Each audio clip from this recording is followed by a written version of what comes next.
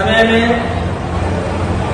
अगर हम लोगों ने जागरण नहीं किया, लोगों को जगाया नहीं, तो ये भारतीय जनता पार्टी के लोग न जाने किस अंधकार की ओर हम लोग को लेकर के जाएंगे। मुझे उम्मीद है कि जो जो वक्ताओं ने आपसे कहा होगा और समझाया होगा, वो आपने लिख लिया होगा या आपने अपने दिमाग में बात रख ली होगी कि हम लोगों के सामने कितनी बड़ी लड़ाई है। मैं बधाई देना चाहता हूं बांदा और चित्रकूट और आसपास के कार्यकर्ता जो लगातार पिछले 2 दिन से इस कार्यक्रम में शामिल हो रहे हैं। जहां हम इतिहास के पन्ने जब पलटते हैं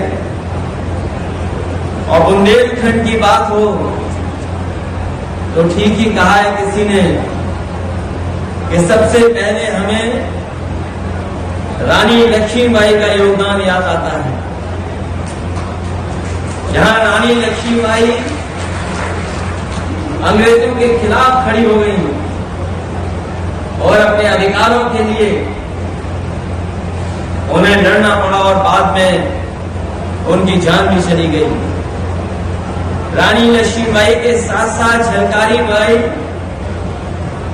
लगातार साथ देती रही, संघर्ष करती रही, हम भूल नहीं सकते। और अगर हम जब चित्रकूट को याद करते हैं तो सबसे पहले भगवान श्री राम याद आते हैं हम लोगों को। हमें याद है कि चुनाव से पहले हम लोगों ने चित्रकूट में भी शिविर किया था और उसका असर ये रहा कि हम चित्रकूट भी जीत गए, पूरा नहीं जीत पाए। बांदा में भी और चित्रकूट में भी पार्टी को पहले से बढ़कर के वोट मिला। जब हम चित्रकूट याद करते हैं और उसके बारे में इतिहास के पन्नों को पलटते हैं तो गोस्वामी तुलसीदास को हम नहीं भूल पाते हैं। हनुमान चालीसा, यहां समाजवादी लोग जितने हैं, हनुमान चालीसा कई लोगों को तो पूरा याद है या कभी कभी वो हनुमान चालीसा सुनते भी हैं। और आज तो आधुनिक जमाना ऐसा है, मोबाइल को खोलो, टाइप करो और अपने आप हनुमान चालीसा बजने लगता है। थे तो ऐसा लगता था कि बॉल चिपका करके अपनी हॉकी से चल रहे हैं। उस समय के सबसे तानाशाह जिसको आज भी हम लोग जानते हैं, कभी कभी अपनी सरकारों को भी उस नाम से बुलाते हैं, हिटलर। सुनने में आता है कि हिटलर ने भी कहा कि तुम जर्मनी की टीम में आ जाओ। वो जर्मनी की टीम में नहीं गए, भारत की टीम से खेलते रहे। लोगों ने यहां तक हॉकी उनकी निकाल करके देखा, कहीं ऐसा तो नहीं कि हॉकी पर कुछ ऐसी चुंबक हो जिसकी वजह से ये बॉल चिपक जाती हो।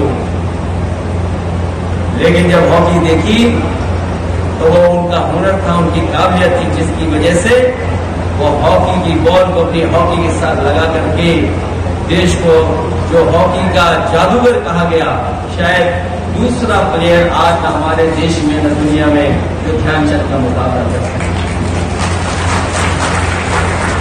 बुंदेलखंड में सब कुछ है और सब कुछ किया जा सकता है। जो छूट गई चीजें उनको हम समाजवादियों को जोड़ने का काम करेंगे। अगर ध्यानचंद जी के नाम पर समाजवादियों ने स्टेडियम बनाया झांसी में, वहीं इलाज के लिए 500 बेड का अस्पताल भी वहीं बनाया। मुझे याद है मैं बांदा आया था, जब मैं आके जिला अस्पताल में गया था और जिला अस्पताल में मैंने देखा कि बहुत भीड़ है, डॉक्टर पर्याप्त नहीं है। एक तो डॉक्टर है जिनका नाम बहुत है, उनसे सब दिखाने आ रहे हैं। मैंने वहां के डॉक्टरों से पूछा कि क्या चाहते हो आप? उन्होंने कहा ये अस्पताल बहुत पुराना हो गया है, अगर ये अस्पताल बड़ा बन जाए तो हम लोग मरीजों को ज्यादा देख लेंगे, और हम लोगों को बैठने की भी सहूलियत हो जाएगी तो अच्छा देख सकेंगे मरीजों को, गरीबों को। उसी समय तय किया था और बड़ा अस्पताल जिला बनाने का काम किया था। मैंने अपने लोगों से पूछा कि जो समाजवादियों ने जिला अस्पताल दिया था वो बन गया कि नहीं बन गया। उन्होंने बताया कि वो बन के तो खड़ा है, लेकिन आज तक उसमें न डॉक्टर है, न दवाई है, न कोई इंतजाम है। वो वैसी बिल्डिंग की बिल्डिंग खड़ी है। जिनके यहाँ कभी गवर्नर आए थे उनसे भी मैंने बातचीत की। उन्होंने बताया कि मेडिकल कॉलेज में इन चीजों की जरूरत है। मुझे याद है जो उन्होंने बताया था और जो विभाग कह रहा था उन सब चीजों को इंतजाम करके दे दिया और उसका परिणाम ये हुआ कि बादा में मेडिकल कॉलेज पूरी तरीके से तैयार हो गया और हम लोगों ने उसको शुरू भी किया। हम लोगों ने शुरू तो कर दिया, हमारी सरकार नहीं बनी, लेकिन जो चीजें पूरी होनी चाहिए थी एक भारतीय जनता पार्टी की सरकार ने भेदभाव कर करके वो मेडिकल कॉलेज आज भी अधूरा है। न वहां पर प्रोफेसर्स हैं, न असिस्टेंट प्रोफेसर है, फैकल्टी की कमी है, नर्सिंग स्टाफ की कमी है। जो सहूलियत मिलनी चाहिए डॉक्टर को सीखने समझने की वो तमाम कमियां हैं। उसके बाद ऐसे ही मेडिकल कॉलेज चला रहे हैं, लेकिन इनके सामने मजबूरियां ये सच नहीं लिख पाते हैं। ये जानते हैं अगर सच लिख दिया तो पुलिस वाले आएंगे, रात के 2 बजे दरवाजा खटकाएंगे तुम्हारे घर का।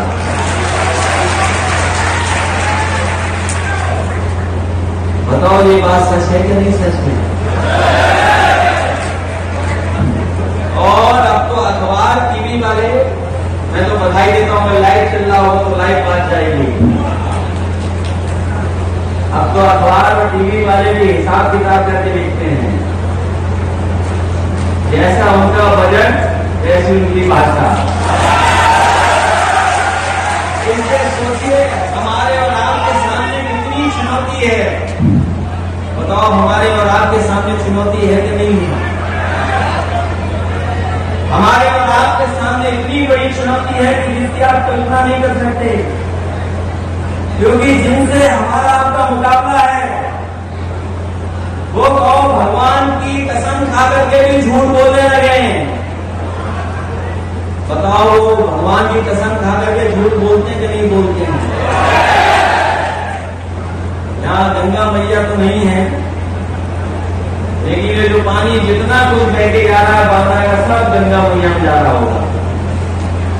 चाहे वो नाली का हो, नाले का हो, नदी का हो, बरसाती नाले का हो या यमुना का हो, सब गंगा मैया में जा रहा है। उन्होंने कसम खाई थी कि गंगा मैया को हम साफ कर करके दिखाएंगे। देखो जाकर के गंगा मैया की हालत क्या है। और केवल यही नहीं, जो शपथ लेते हैं वो कसम से कम नहीं है। याद कीजिए शपथ यही तो ली थी कि हम अपने किसानों की आय दोगुनी कर देंगे। यहाँ जितने बैठे लोग हैं बताओ किसान भाइयों किसकी आय दोगुनी हो गई? और आज तो हर चीज रखी हुई है, मोबाइल में टाइप करो, कब का भाषण सुनना है वो भी निकल कर आ जाएगा। जो देश के प्रधानमंत्री जी कह रहे हैं कि हम आने वाले समय तक, उनसे कहिए कि अपना पिछला भाषण सुनिए, लाल किले पे क्या कहा था आपने, हम किसानों की आय दोगुनी कर देंगे। बताओ हमारे बांदा, चित्रकूट और बुंदेलखंड के किसान भाइयों, अगर किसी की आय दोगुनी हो गई हो तो बता दो हमें। अभी सदन में कह रहे थे कि ये जो टमाटर महंगा बिक रहा है इससे हमारे किसानों को लाभ हो रहा है। बताओ किसान भाइयों, यहाँ पर किसी ने टमाटर पैदा किया हो तो बता दो, किसी के खेत में टमाटर हो तो बता दो। और जिन्होंने ठेले से, सब्जी मंडी से टमाटर खरीदे होंगे तो बताओ किस कीमत खरीदे होंगे?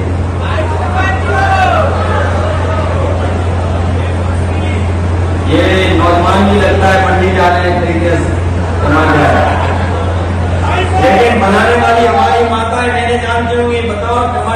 कीमत क्या है? पता नहीं कौन मुनाफा कमा रहा है, कौन मुनाफा किसकी जेब में जा रहा है। और हमारे मुख्यमंत्री जी कह रहे हैं कि हमारे किसानों को मुनाफा हो रहा है। अभी सुनने में आया उन्होंने पेड़ लगाए हैं, 30 करोड़ से ज्यादा पेड़ लगा दिए। हमें तो लगता है उन्होंने छिपा करके कहीं टमाटर के पौधे लगा दिए। पेड़ तो हमें दिख नहीं रहे कहीं, अगर दिख रहा हो तो बताओ। इन्होंने तो टमाटर के पौधे लगा दिए, कहीं लगता है उसी को गिरने रहे हैं। करोड़ों रुपया पता नहीं कहां जा रहा है, करोड़ों रुपया। और हमारे प्रधान मारे जा रहे हैं इसी में। उन पे कोई काम नहीं है, केवल अपने जानवरों की रखवाली कर रहे हैं। याद कीजिए, प्रधानमंत्री ने कहा कि हम बुंदेलखंड में मिसाइल बना रहे हैं, मिसाइल। ऐसा तो नहीं कोई बांदा के लोगों ने छिप करके मिसाइल बना ली हो, बीजेपी वालों ने बना ली हो मिसाइल कोई। इन बीजेपी वालों से पूछिए मिसाइल कहां है तुम्हारा, क्योंकि प्रधानमंत्री और बीजेपी के लोगों ने कहा था कि बुंदेलखंड में मिसाइल बनेगी, यहां पर डिफेंस कॉरिडोर बनेगा। बताओ कहीं डिफेंस का कॉरिडोर बन गया हो तो बता दो माता चित्रकूट वालों, कहीं हो डिफेंस कॉरिडोर। और ये बुंदेलखंड एक्सप्रेस भी बनाया, वो भी हम लोगों की नकल की। कमाल तो इस बात का है कि हमारे मुख्यमंत्री नकल करने नहीं जानते, नकल से भी पास नहीं हो सकते। वैसे तो नकल में ये अकल चाहिए, बिना अकल के नकल नहीं कर सकते। आपने आगरा लखनऊ एक्सप्रेस की नकल की, बुंदेलखंड के लोगों को बुंदेलखंड एक्सप्रेस दिया, प्रधानमंत्री ने उद्घाटन किया और दूसरे दिन ही बुंदेलखंड फंस गया। और आज भी अगर यहां से जाओ तो झूला झूलते हुए चले जाओगे। अगर झूला ना झूला हो तो बुंदेलखंड एक्सप्रेस पे चल लो, अपने आप पता लग जाएगा झूला झूला कि नहीं झूला।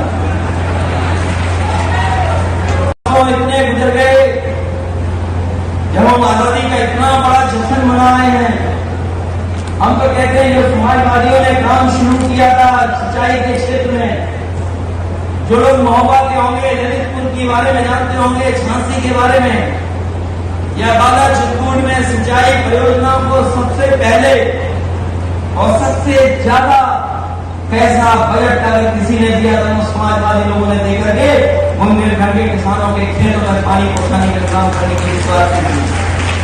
हमें याद है कि तालाब चरखारी के बुंदेलों के समय पर कभी खुदे थे, उतने वर्षों के बाद किसी ने नहीं खोदे थे। पूरे बुंदेलखंड में हम लोगों ने 100 दिन में तमाम बड़े तालाबों को खुदवा करके उनको इंतजाम कर दिया था, कम से कम उनमें पानी भरा दिखाई दे। और ये जो अमृत काल में जो अमृत सरोवर खुद रहे हैं, ये ऐसे खोद के बन रहे हैं पानी नहीं पहुंच रहा। पता नहीं कौन सी ऐसी व्यवस्था बना दी है कि जो ये बनाए जा रहे हैं उसमें पानी नहीं पहुंच पा रहा है। इससे साथियों, हमारे और आपके सामने चुनौतियां बहुत हैं।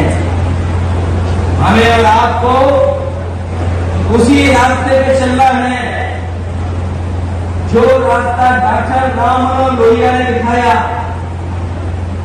जो रास्ता नेताजी लेकर के चले। इन दोनों का रास्ता वही है जो कभी बाबा साहब भीमराव अम्बेडकर जी ने सपना देखा था कि देश में समानताएं गैर बराबरी खत्म हो, लोग संपन्न हो, समता मूलक समाज हो, लोग संपन्न हो और बराबरी हो। वही रास्ते पे हम लोगों को चलना है। और अगर कोई उस रास्ते पे चल रहा है तो वो केवल समाजवादी लोग हैं जिन्होंने समय समय पर आपको वो सुविधाएं, वो मदद करेगा